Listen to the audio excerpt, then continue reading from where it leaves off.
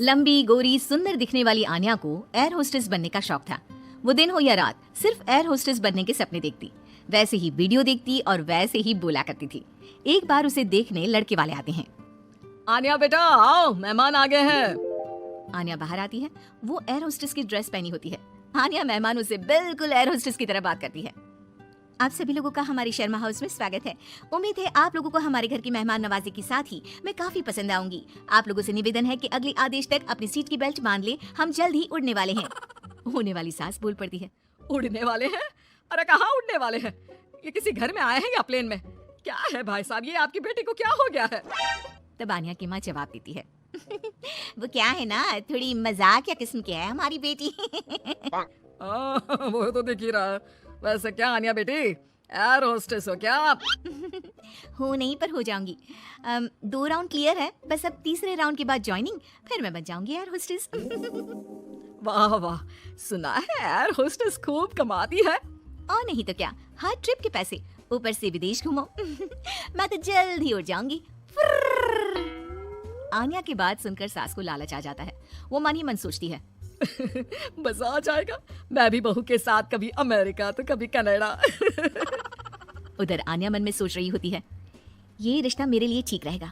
चुस्त लग रही है बुढ़िया, अपना घर संभालेगी, मैं प्लेन में, ये घर में। और फिर हंसते हंसते ही आन्या के मुंह से निकल जाता है, वो क्या है ना, मुझे तो रिश्ता मंजूर है जी। अरे बेटा, तूने तो मेरे मुंह की बात छीन ली। मुझे भी तो बहू के रूप में बहुत मंजूर है। तो बताइए कब की टिकट कटनी है मेरी? अरे कोई मुझसे भी तो पूछ ले कि मुझे शादी करनी है कि नहीं। ओह माय गॉड, एक एयर होस्टेस ने शादी के लिए हाँ कर दी है, तो तुमसे क्या पूछना। खैर अब मैं चलती हूँ, नमस्कार। आन्या का एयर होस्टेस बनने वाला भूत चढ़ता ही चला जाता है। खैर विवेक की शादी आन्या से हो जाती है। शादी के बाद बहू क्या बात है, लाल सी ड्रेस में बिल्कुल परी लग रही हो। बुढ़िया तू क्या सोच रही है मैं सब जानती हूँ। ये मेरे साथ लटकना चाहती है, गंवार कहीं की। अरे क्या सोच रही है बिटिया, मुझे घूर घूर कर देख रही है। अच्छा मैं ये कह रही थी कि मैंने सुना है वैष्णो देवी जाने के लिए प्लेन से जाओ तो 2 घंटे में दर्शन हो जाते हैं। वो क्या है ना, माता के दरबार में मत्था टेकने का मन था। हाँ हाँ क्यों नहीं, मैं टिकट करती हूँ ना आपकी। बहू वहाँ से चली जाती है। रात को खाने के टेबल पर सभी से निवेदन है कि खाने का सामान परोस दिया गया है, जल्दी जलपान कर ले, सहयोग के लिए शुक्रिया। सभी को आन्या की बातें अजीब तो लगती है, लेकिन करे क्या, बहू जो ठहरी। लेकिन फिर एक रोज रात को, हाँ मुझे नींद ही नहीं आ रही, क्या करूं मैं। क्यों, क्या हो गया, नींद क्यों नहीं आ रही? वो क्या है ना, धरती पर सोने की आदत नहीं है ना, मुझे तो आकाश में सोना है, जहाँ से बादल दिखे। ये क्या, घर के अंदर सड़ी सी छत और रेलवे का पंखा चलता दिख रहा है। अरे यार बड़ी अजीब हो, घरों में तो लोग ऐसे ही सोते हैं ना। सोते होंगे, मुझे आदत नहीं है। मैं छत पर झूला लगा कर सोई हूँ। झूला हिलेगा तो मुझे लगेगा फ्लाइट में गोते खा रही हूँ आकाश में। मैं तो चली।